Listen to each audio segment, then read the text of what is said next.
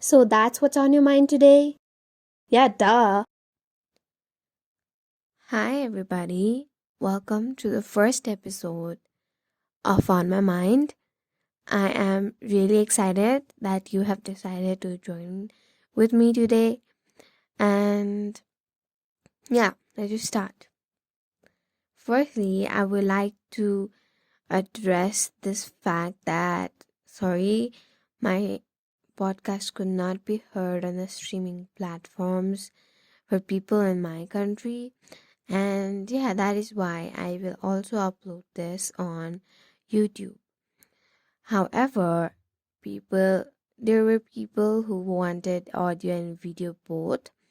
Apparently my mic is just a prop now. I literally paid 2000 rupees for it and now it doesn't work. So um yeah, I'm using my phone. As I am using my phone for recording this, I cannot use it for shooting as well. And yeah, that's the whole idea behind it. Um, so yeah, let's get started.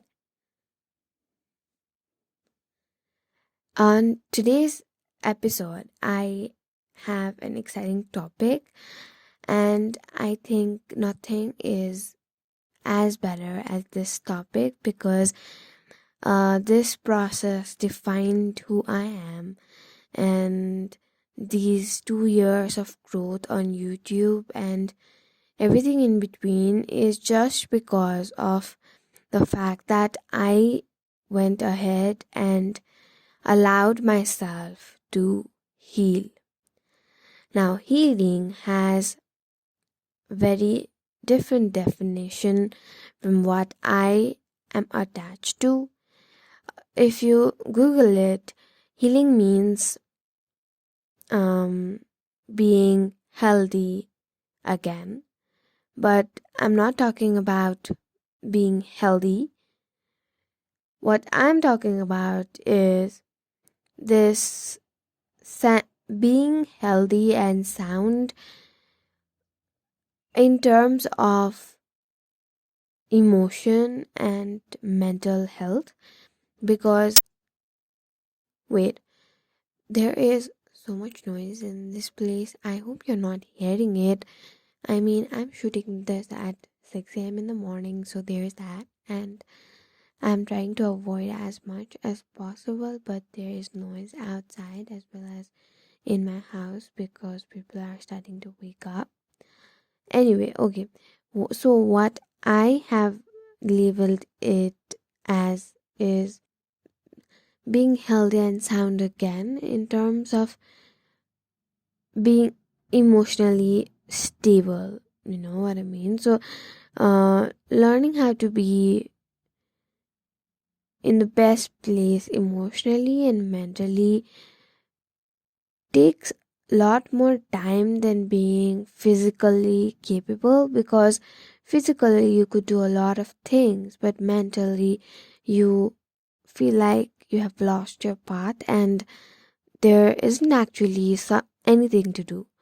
So for that, what I have to say is what essentially healing means is it is not about stopping and avoiding your triggers, but accepting them. And I will dive more into it later. But yeah, the avoiding and stopping trigger part, healing is not fully done. If you think you have healed, then you are not, you will not feel the triggers. That's what I have realized. And I will share this story with you. So, yeah, here we are. I will start this from my childhood. So, we are going way back, y'all. And, okay, firstly, um, so this is the thing I needed healing from is so many toxic friendships and betrayal. Um, So that caused me a lot of trauma. Starting from my childhood, I had friends, okay, best friends. I was the popular kid in my local school. I studied there from the kindergarten to grade 5, no 6.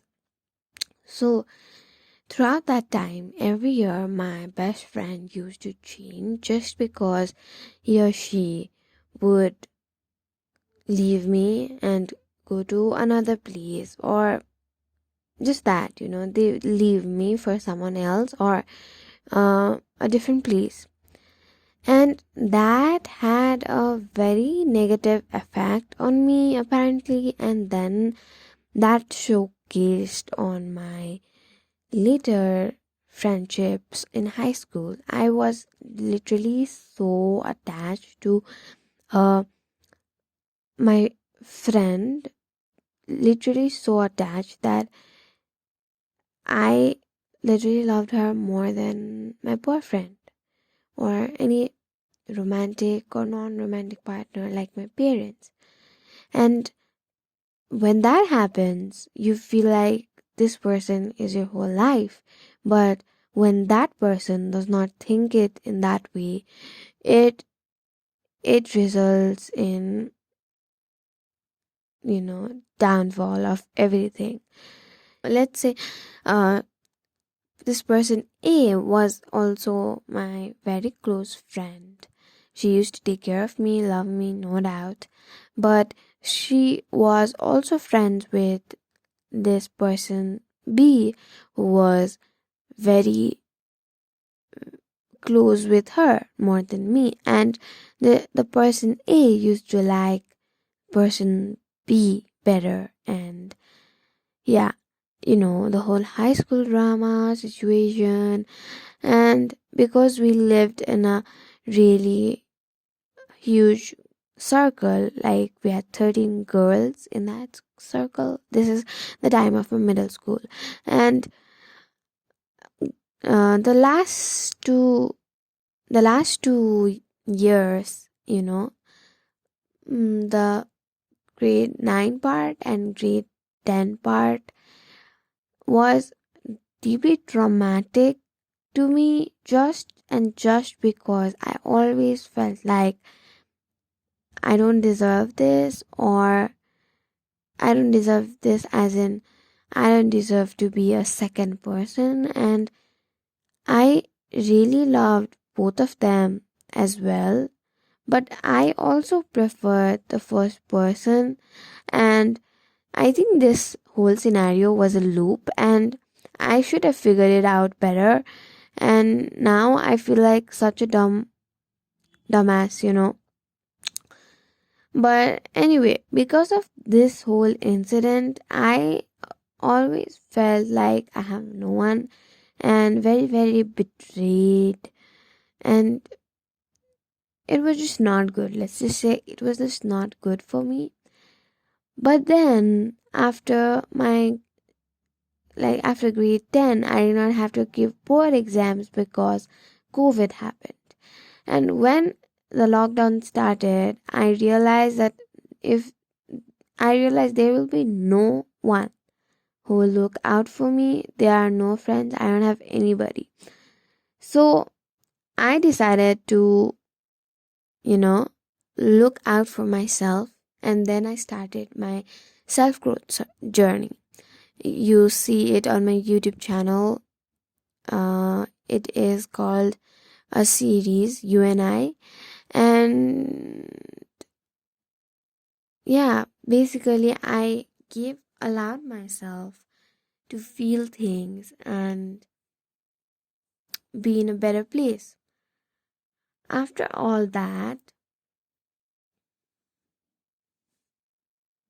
however, there is a twist. I thought after all that I have went through, and I have essentially healed. That's what I've thought. But apparently that was not true. And I actually healed just 2-3 months ago. and now I don't feel any triggers because I had just done the accepting part before, but the stopping and avoiding trigger part was still there, and that literally stopped just 2 months ago, I guess.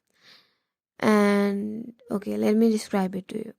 Firstly, I was meditating, guided meditation. I try to do it in the morning. So this person was trying to apply a theory of, you know, letting go or something of this sort.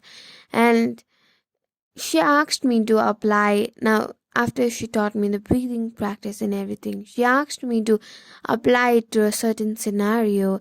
And apparently, I don't know what happened. In a flash, I felt a lot of emotions pouring through.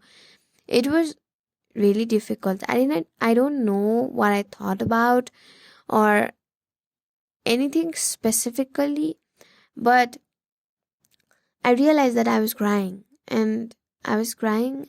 It took me a while to gather my emotions and put be put together, but yeah, after that I feel like something came in me and took all of that pain out. And I know this sounds really weird, but after a lot of spiritual, practices, this happens. So yeah, I this whole thing that I'm trying to tell you is I realize that healing is not about it's not about just accepting your situation and moving on. Moving on will just mean that you will come again in that same path. Life is a full circle, and when you move on from it, you will see the same scenario and you will be in the same scenario once again. You will come around again. So, for avoiding that, you need to be able to stop your triggers in and as well as accept them. Now, I would also like to talk about how you can, you know, cope if you are going through a traumatic incident in your life. I mean, like a breakup or a friendship breakup or a family drama or something of this sort that really has affected the past 2 to 3 years of your life. I know that I am not in actual place to give you a very therapeutic advice or anything of that sort, but I because I have went through that, I think that I can help you a little bit and guide you in a way. So firstly, I would like you to ask yourself permission to grieve, and that really means you need to allow yourself to cry about it. I don't know why people say that you should not cry about it. Okay, now don't cry, don't cry. No. When you go away from this person again, she will start crying. But if you allow yourself to, I mean, okay, I'm describing a scenario where your friend is crying, and then you say, like, okay, don't cry. And maybe she will not cry when she is in front of you, but um, she's still hurt. That means that emotion is still going to outpour anytime. I would like to request you as a friend to be there and allow herself to cry, because that way you will be there and look out for her. I mean, yeah. So anyway, permission to grieve. But I also want this from the person who is actually grieving. If you don't have anybody, you need to allow yourself to cry about it. And why this is important is, I think you have noticed, if You pile up your emotions together. If you don't pour it out, it stays in your heart. Like it just is there. You feel very heavy in your chest when you keep something uh within you, that whole scene. So this has happened to me numerous times, that I have felt this emotional pain turning into actual physical one, because I feel like I always feel so heavy, and I always tell that to myself, and I think my body adapted to it. And now, not now, but it used to be like I carried a ball or something, like something very heavy in my chest. So allow yourself to grieve, cry about it. It's okay, you got this. And after that, I would like you to accept this whole scenario, that this happened. It happened, okay? Now it happened. I cannot do anything about it, but I will not allow myself to go through this traumatic, stupid episode, because if I cling into it longer, it might create something even deeper. If you do not accept your triggers as well as this whole scene that you just went through, if you are just trying to avoid it with work. I used to do that, okay? I used to bring so much of work and do it all the time just to avoid people. So that thing. So I want you to accept it, that this happened to you. Don't do anything nasty like me. And yeah, after acceptance, I want you to meditate. And I know for some of you it's very cliche and all that, but meditate just means like listen to your thoughts, where it is heading, and how far does it like how long does it take for you to think about this certain aspect that has apparently ruined your life. So how long does it take for you to reach to that conclusion point that I'm not better or anything negative? And try to bring a gap between the starting point and this I'm not good point, and fill it with good and positive thoughts, like I tried my best, okay? And sometimes we are mostly crying about something that even is not worth it, but you are just crying about it because it happened to you. Out of all these people, it happened to you. And after accepting, you will be able to meditate on this thought more. You will be able to meditate on this thought better. So after all these steps, I want you to pick a category and allow yourself to creatively outpour your emotions. It may be journaling, it may be drawing sketches, it may be this podcast I'm doing, it may be my YouTube channel, editing and stuff. So, yeah, there are a lot of things that you can do for creative outpour. You need to allow yourself to,